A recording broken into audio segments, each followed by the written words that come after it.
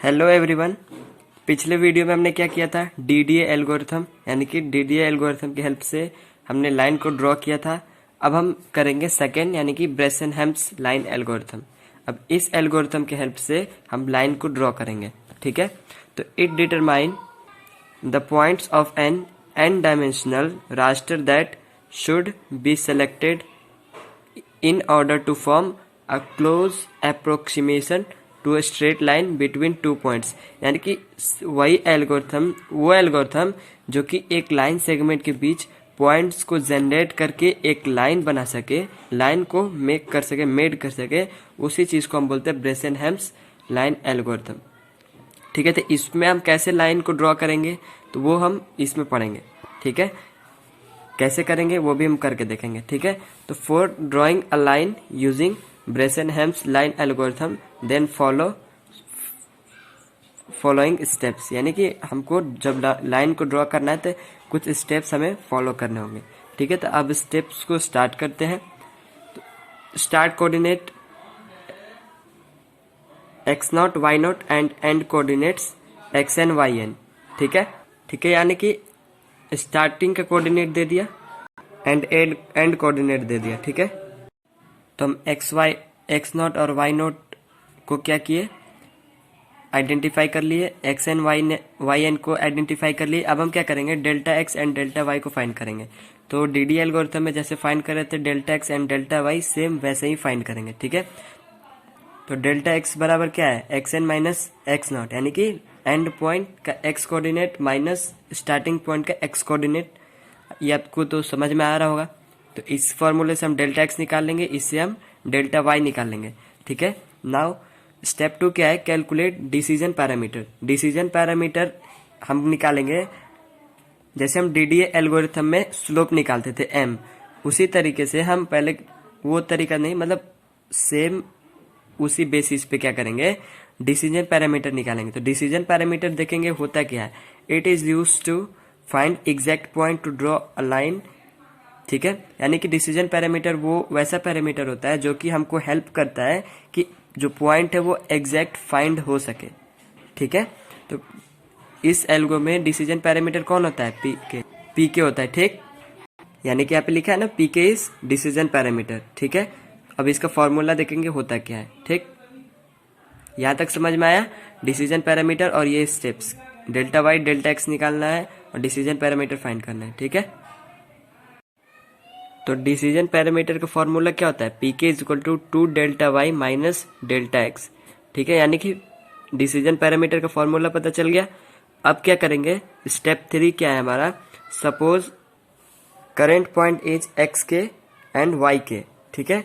Next point is x K plus 1 y के plus 1, यानी current point suppose ये है और नेक्स्ट पॉइंट ये है, ठीक है। तो find next point depending on the value of decision parameter p k. Next point को फाइंड करने के लिए क्या हम करेंगे, किस पे हम डिपेंड रहेंगे, डिसीजन पैरामीटर के कंडीशन पर, ठीक है, कि पीके का जो वैल्यू है वो कितना आया, उस केस पे हम डिपेंड रहेंगे जिस हिसाब से उसका वैल्यू आया। जैसे हम m का जो डीडी एल्गोरिथम में स्लोप निकालते थे, तो जो m का वैल्यू आता था उस पे हम देखते थे कि कौन से केस में सेटिस्फाई है, केस 1, केस 2, केस 3। उसी तरीके से हम डिसीजन पैरामीटर में चेक करेंगे कि कौन से केस से सेटिस्फाई है। डन, ठीक है। तो अब केस 1 पे आते हैं। If pk is less than 0, अगर pk छोटा होगा 0 से तो ये फॉर्मूला अप्लाई होगा, ठीक है। कौन सा फॉर्मूला है, pk plus 1 is equal to pk plus 2 delta y, xk plus 1 is equal to xk plus 1 and yk plus 1 is equal to yk। यानी कि where pk plus 1 next value, xk plus 1 next value, yk plus 1 next value, pk यानी कि xk यानी कि yk मतलब previous value, और ये delta Y तो हमने पहले निकाल लिया, ठीक है। तो ये केस 1 है, अगर pk छोटा होगा 0 से तो ये फॉर्मूला अप्लाई होगा, ठीक है।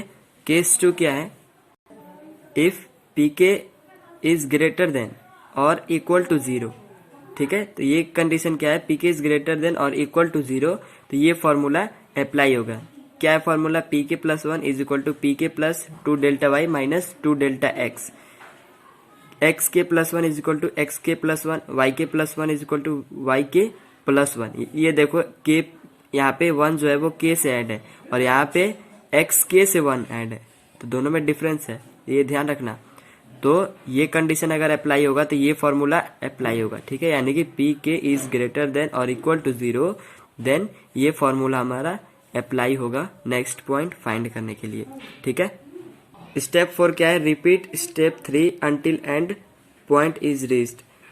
हम ये स्टेप 3 को, यानी कि जो हमारा डिसीजन पैटर्न की हेल्प से हम क्या निकालते थे, नेक्स्ट पॉइंट, ये जो स्टेप 3 है वो हम बार बार रिपीट करेंगे जब तक हम एंड रीच नहीं कर जाते, कहाँ तक, एंड पॉइंट तक। एंड पॉइंट तक जैसे हम नहीं पहुंच जाते तब तक हम रिपीट करेंगे स्टेप 3, ठीक है, जैसे हम डीडी एल्गोरिथम में करते आ रहे थे, ठीक है।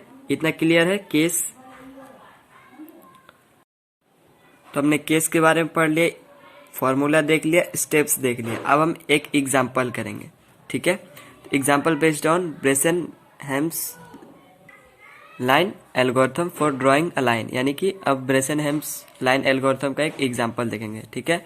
एग्जाम्पल 1 क्या है, स्टार्टिंग कोऑर्डिनेट x0 y0 दे दिया 9,18, एंडिंग कोऑर्डिनेट दे दिया xn yn 14,22, ठीक है। तो हमने क्या किया, क्वेश्चन में यहाँ आइडेंटिफाई किया हुआ ही मिला है, ठीक है। तो हम केवल लिख देंगे here it is given that x0 is equal to 9, y0 is equal to 18, xn is equal to 14 and yn is equal to 22। मेरा ये वैल्यू हम क्या करिए, आइडेंटिफाई कर लिए। अब स्टेप्स के अनुसार हम क्या निकालेंगे, delta x and delta y. Now calculate delta x is equal to x n minus x naught, ये फॉर्मूला था। तो 14 माइनस 9 इज इक्वल टू 5, यानी कि 14 माइनस 9 एक्स एन 14 एक्स नॉट 9, तो 14 माइनस 9 is equal to 5। Same X delta Y बराबर Y N minus Y naught is equal to 22 minus 18 is equal to 4, ठीक है। तो हमारा delta x and delta Y निकल गया। अब हम डिसीजन पैरामीटर निकालेंगे and calculate the decision parameter, ठीक है। पी के is equal to 2 delta Y minus delta x, ये पी के का फॉर्मूला था, ठीक है ना। पी के is equal to 2 into delta y into 4 है, तो 2 इंटू 4 8 माइनस डेल्टा एक्स क्या है 5, 8 minus 5 is equal to 3, p के इज इक्वल टू 3, यानी कि डिसीजन पैरामीटर कितना हो गया 3। अब हम देखेंगे पी के इज इक्वल टू 3 है तो कौन सा केस सेटिस्फाई हो रहा है, तो पी के इज ग्रेटर देन 0, तो केस 2 इज सेटिस्फाई, यानी कि जो हमारा केस 2 था वो सेटिस्फाई है, ठीक है। तो केस 2 में क्या था, पी के प्लस 1 का फॉर्मूला क्या था, P K plus 2 delta Y minus 2 delta X, P के is equal to 3 plus 2 into delta Y 4 minus 2 into delta X 5, तो 3 plus 8 minus 5 into 2 10, 8 3 11 minus 10 is equal to 1, यानी कि P K plus 1 आ गया। और इसमें अब क्या निकालेंगे, एक्स के प्लस 1, यानी कि एक्स का नेक्स्ट कोऑर्डिनेट, तो एक्स के इसका फॉर्मूला क्या है, एक्स के प्लस 1, एक्स के मतलब पिछला कोऑर्डिनेट प्रीवियस वैल्यू, तो प्रीवियस वैल्यू में हमने 1 ऐड किया अकॉर्डिंग टू फॉर्मूला, तो 10 आया।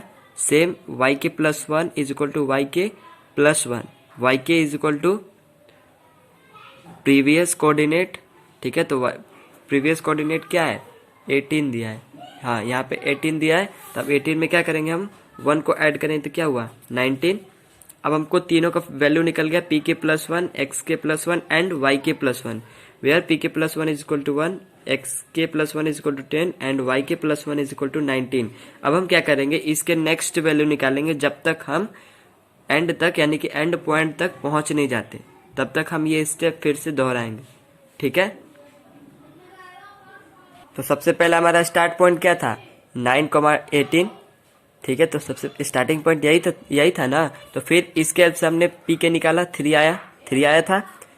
फिर पी के प्लस 1 पी के 3 निकाला था, फिर पी के प्लस 1 निकाला 1 आया था, एक्स के प्लस 1 10 आया था, और एक्स के प्लस 1 कितना आया था 19।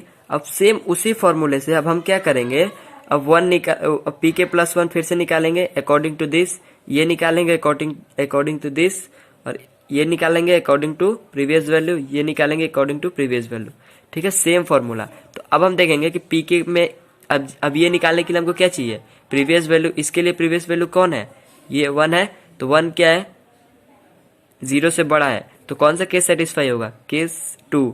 तो वही केस 2 के हिसाब से हम क्या करेंगे, पी के आएगा फिर 1, फिर पी के प्लस 1 माइनस 1 आएगा, फिर एक्स के प्लस 1 11 आएगा और एक्स वाई के प्लस 1 20 आएगा।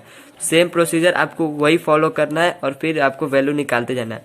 ये जो प्रोसीजर होगा ये टेबल केवल मेन कॉपी पे बनेगा और जो इसके पीछे का प्रोसेस है वो रफ कॉपी पे आपको बनाना होगा। ठीक है, ऐसे क्या होगा कि जो क्वेश्चन होगा, क्वेश्चन का आपका आंसर होगा वो ज़्यादा लेंथी हो जाएगा। ठीक है, तो आपको क्या करना है, ये वैल्यू पुट कर देना है बस रफ पेज पे निकाल के। हमको किस चीज़ का वैल्यू लेकर चलना है, सबसे पहले ये इसका जब ये वैल्यू निकालेंगे तो ये अपने मेन कॉपी पे लिख देंगे। ठीक है, और जो बाकी का कोऑर्डिनेट होगा वो केस के हिसाब से, हम प्रीवियस वैल्यू के भी हिसाब से हम ये सारे कोऑर्डिनेट निकाल लेंगे। ठीक है, तो ये आप लोग कैलकुलेट करने में एबल है, आई नो। ठीक है, तो उसके बाद क्या होगा कि जब हम लास्ट पॉइंट तक पहुंचेंगे यानी कि एंड पॉइंट, ये 14,22 तक पहुंचे, यहाँ तक पहुंच गए तो हमने क्या देखा, ये एंड पॉइंट है, यहाँ तक हम अपना प्रोसेस बंद कर देंगे। स्टेप 3 जो था हमारा वो बंद कर देंगे। तो अब क्या करेंगे, यहाँ पे हमारा जो कोऑर्डिनेट मिला, now we have some given points of a line. तो हमारे पॉइंट्स कौन कौन सा मिला, 9,18, 10,19, 11,20, 12,20, 13,21 एंड 14,22। तो हमारे ये कोऑर्डिनेट्स मिल गए। अब हम इनको क्या करेंगे, जैसे डीडीए एल्गोरिथम में करा था वैसे ही ग्राफ पे इसको रिप्रेजेंट करेंगे। ठीक है, तो आइए अब हम ग्राफ पे रिप्रेजेंट करते हैं। ठीक है, तो हमने क्या किया, पहले ग्राफ बना लिया, ये एक्स एक्सिस और वाई एक्सिस बना लिया। तो पहला मेरा पॉइंट क्या था, 9,18। ठीक है, तो वही प्रोसेस 9 यहाँ पे आएगा एक्स एक्सिस में, 18 यहाँ पे है, तो अगर इसको मेट करेंगे तो यहाँ पे आएगा 10,19, अगर मेट करेंगे तो यहाँ पे आएगा, एंड 11। अब थर्ड पॉइंट क्या है, 11,20, तो 11,20 मेट करेंगे तो यहाँ पे आएगा। और फोर्थ पॉइंट क्या है, 12,20। तो अगर हम 12 और 20 को मेट करेंगे x axis and y axis के अकॉर्डिंग, तो यहाँ पे मेट करेगा। फिर 13,21, 30 अप्रोक्स यहाँ पे आएगा और 21 अप्रोक्स यहाँ पे। तो अगर हम इसको मेट करेंगे तो यहाँ इस कोऑर्डिनेट पे मिलेगा। और लास्ट है 14,22, तो 14 यहाँ पे और 22 यहाँ पे मेट करेगा। फिर हम क्या करेंगे, इन सारे पॉइंट को आपस में कंबाइन कर देंगे एक लाइन के थ्रू। तो ये हमारा क्या बन गया, ए बी लाइन सेगमेंट बन गया। तो ये आपको दिख रहा है कि कैसे कैसे लाइन गया है। ये हमारा जो लाइन है वो प्रिपेयर हो गया, किसके वजह से, ब्रेसन-हेम्स एल्गोरिथम की वजह से। Here a line is completely drawn using Bresenham's line algorithm, यानी कि हमारा जो लाइन है वो ड्रॉ हो चुका है किसके हेल्प से, ब्रेसन-हेम्स लाइन एल्गोरिथम के हेल्प से। ठीक है, तो यह समझ में आ गया आपको, स्टेप्स, फॉर्मूले, इसके एग्जाम्पल समझ में आ गया आपको। अगर नहीं समझ में आया तो फिर से इस वीडियो को देखिए। ठीक है, समझ में आ जाएगा, ज़्यादा इसमें कोई टफ वाली बात नहीं है। ठीक है, अब ब्रेसन-हेम्स लाइन एल्गोरिथम के एग्जाम्पल देखने के बाद अब हम आएंगे लास्ट टॉपिक पे, advantages of Bresenham's line algorithm and disadvantages of Bresenham's line algorithm. तो सबसे पहले हम एडवांटेजेस देखेंगे। तो फर्स्ट पॉइंट क्या है, it involve integer arithmetic very simple, यानी जो इंटीजर में जो हमारा इंटीजर वैल्यू में जो हमारा कैलकुलेशन है, प्लस माइनस जो है वो क्या है, वेरी सिंपल है। ठीक है, जो अभी हमने करके देखा पी के, यानी कि डिसीजन पैरामीटर निकालने में हमें इजी फॉर्म में वो हो गया, केवल ज़्यादा कुछ नहीं था, केवल सब्ट्रैक्ट एंड एडिशन था बस। सेकेंड पॉइंट क्या है, it avoid the generation of duplicate point. अगर किसी भी लाइन के बीच में अगर डुप्लीकेट यानी कि जो रॉन्ग या गलत या उसका टू कॉपी अगर जनरेट हुआ तो ये क्या करेगा, ब्रेसन-हेम्स लाइन एल्गोरिथम क्या करेगा, उसको अवॉइड कर देगा, इग्नोर कर देगा। ठीक है, थर्ड पॉइंट क्या है, it is faster as compare to another, यानी कि ये फास्ट है डीडीए एल्गोरिथम से। ठीक है, ये आपका टाइम बचा देगा उसके हिसाब से। ठीक है, उस डीडीए एल्गोरिथम से कम टाइम में ये आपको लाइन बना के दे देगा। ठीक है, कौन सा, ब्रेसन-हेम्स लाइन एल्गोरिथम। अब आते हैं disadvantages of Bresenham's line algorithm. इसका डिसएडवांटेजेस केवल एक ही है, वो है it is made for basic line drawing only, यानी कि ये जो लाइन बनाएगा वो पूरी तरह से बेसिक होगा, ज़्यादा मतलब स्टैंडर्ड नहीं होगा, केवल बेसिक लाइन बनाएगा। ठीक है, तो ये था हमारा disadvantage and advantages of Bresenham's line algorithm. ठीक है, तो ब्रेसन-हेम्स लाइन एल्गोरिथम का ये जो टॉपिक है वो क्लियर हो गया। ब्रेसेनहेम्स लाइन एल्गोरिथम भी 10 मार्क्स का आता है एक्सटर्नल एग्जाम में, इसीलिए इसको अच्छे से करके जाइए, 10 नंबर पूरे हैं आपके। ठीक है, तो ये आपको क्या करना है, अगर नहीं समझ में आया तो इस वीडियो को फिर से देखिए, आपको आ जाएगा समझ में। ये बहुत इंपॉर्टेंट टॉपिक है जो कि 10 नंबर का आता है, मैं फिर बोल रहा हूँ ये 10 नंबर का आता है। ठीक है, तो इसको आप अच्छे से समझिए। ठीक है, आई होप ये वीडियो आपको पसंद आया होगा। Thank you for watching.